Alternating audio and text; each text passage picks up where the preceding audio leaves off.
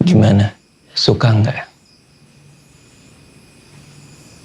Assalamualaikum. Kalau film ini sampai menyentuh jumlah penonton minimal 3 juta aja, udah tahu kalian kan selera penonton Indonesia itu kayak mana?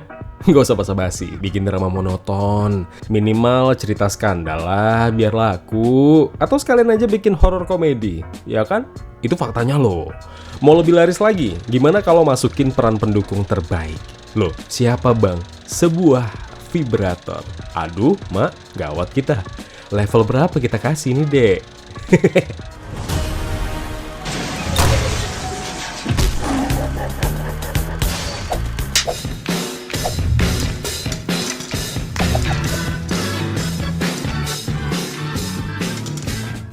Aku tuh bikin review ini bawaannya pengen kekeh aja dari tadi. Soalnya kalau ulusannya kalem, ya nggak cocok juga sama tipe penonton channel ini yang rata-rata abar-abar kan semua. Film ini ku tonton kemarin pas screening dan yang bisa ku sampaikan adalah dan yang mungkin jadi ketakutan kalian orang Batak. Yakin Radit bisa jadi orang Batak di film ini? Ih, mananya ini? Nggak tahu kalian kan? Mendeleng loh dia. Satu marga loh kami. Bapaknya Nasution, mamaku Lubis. Terus urusannya apa bang sama marga kalian? Kau tonton dulu lah review ini. Film catatan harian menantu Sinting. Film drama komedi yang bercerita tentang sepasang suami istri. Ada Minar yang diperankan Ariel Tatum dan Sahat yang diperankan Raditya Dika. Pernikahan mereka tidak mengenal istilah tenang. Intinya semua karena mama mertua yang diperankan Lina Marpaung yang kerap membahas keturunan dan penerus marga keluarga. Ya pokoknya dari awal nikah itu aja lah yang dibahas. Sampailah sebuah kejutan besar datang. Sebuah ranjang keramat peninggalan opungnya Sahat. Katanya sih ranjang itu tokcer. Ya dipakai sekali bisa langsung membuahi. Gitulah. Merasa risih dengan paksaan mama mertua, Sahat pun yang juga nggak bisa banyak membantu. So, si Minar pun berinisiatif ngajak Sahat untuk keluar dari rumah mama mertuanya. Ya biar bebas lah antara mereka. Antara Minar, Sahat, dan vibrator merah muda yang mempesona. Kalkulator.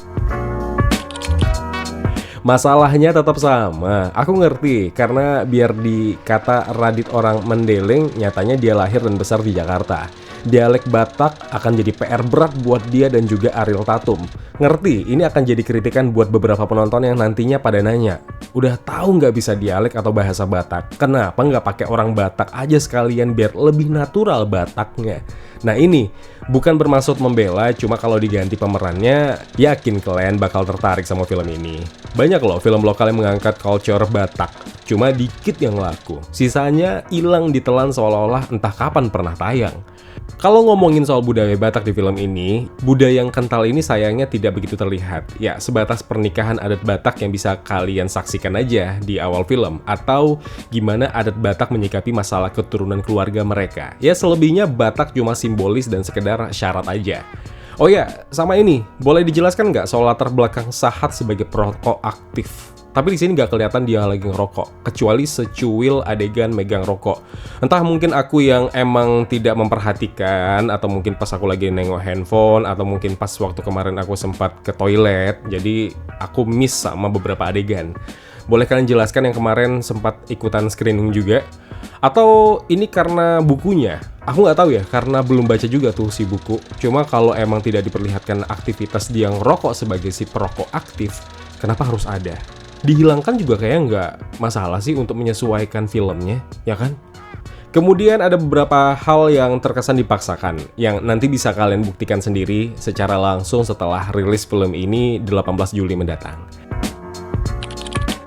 Dari beberapa film drama keluarga yang dibalut dengan komedi renyah, boleh jujur, kalau film catatan harian menantu Senteng paling berhasil menyajikan itu dengan kemasan kental akan budaya suku, dalam hal ini suku Batak, tapi bisa ditonton untuk semua kalangan penonton, baik suku apapun.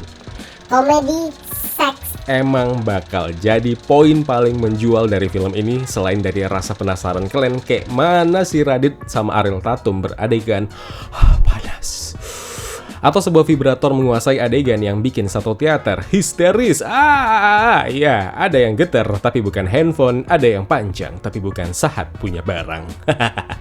Pastikan kalian siap menghadapi komedi seksnya yang apa adanya. Ingat, bijak-bijak menyikapi ya, soalnya ini cuma film. Ya, Soraya Entertainment juga selaku rumah produksi berhak lah bikin film bentukannya apa aja terserah mereka. Nah, kalian sebagai penonton harus tahu mencernanya kayak mana. Bawa santai, ya. Tapi uniknya, film ini dilabeli 13+. 13+. Udah ngomongin soal vibrator, komedi seks, adegan ranjang semi-semi, begitulah. 13+, men. Jadi menurut beberapa orang yang kutanya yang pas nonton screen kemarin, ya liarnya sih katanya sih masih aman ditonton. Tapi buat aku yang sangat polos ini, kalau udah urusannya soal deal to the O, adegan kolam dan ranjang, itu udah masuk 17+ kan? Menurut kalian gimana? Yang terbiasa dengan keluarga Batak di dunia nyata atau emang pernah berhadapan dengan lingkungan Batak yang ramainya kayak Pajak Sambu, yap, welcome to the club. Film ini mungkin terasa lebih rame dibandingkan Ito penjual monja harga 5.000. Radit, Ariel, Inang Marpaung beri tepuk tangan yang meriah buat mereka. Dan juga beberapa pemeran pendukung lainnya kayak Robby Purba, kemudian ada Ralinsyah dan beberapa aktor dan aktris lainnya. Reco tapi solid, merepet tapi berisi. Dialog apapun ada bobotnya, nggak asal bunyi yang jatuhnya kayak kerupuk merah ketumpahan kuah misop. Langsung lembek. Scene stealer jelas, Lina Marpaung lah, mama mertua kita. Radit dan Ariel Tatum tampak sekali berupaya keras mengimbangi mak gondut kita ini. Terutama Radit ya. Plotnya rapi, premisnya menarik, endingnya kurang. Bisa dinikmati, makanya aku tempatkan poin ini sebagai penilaian baik. Kembalinya seorang Sunil Soraya ke kursi sutradara setelah Kapal Van der Wijk. Ya karena seingatku belakangan mainnya jadi produser aja sih. Hasilnya gimana? Bagus. Bukan di level yang sempurna, tapi apa yang sudah dibuat sudah memenuhi standar penonton yang butuh asupan komedi liar. Ya biar mereka bisa lupa sejenak sama tagihan pinjolnya. Nggak usah mikir dua kali untuk nonton ini, apa enggak? Gaskan, tonton aja deh. Saranku cuma satu, nontonnya pakai santai ya. Kalau mau kritik habis-habisan, kalau ada yang kurang dari filmnya, enaknya dibahas pas habis filmnya aja. Biar nggak jadi distraksi kalian pas menikmati komedinya. Share video ini kalau penting, like kalau suka, komen ulasan pribadi kalian, atau mungkin teori liar kawan-kawan terkait film ini. Zain pamit, wassalamualaikum. Gimana? Suka nggak?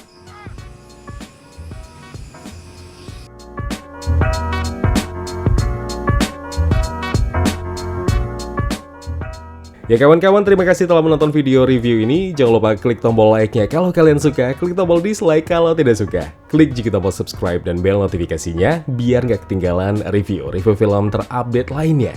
Kalau gitu aku Zain pamit undur diri. Terima kasih, jaga kesehatan, tetap positif, dan jangan lupa bahagia.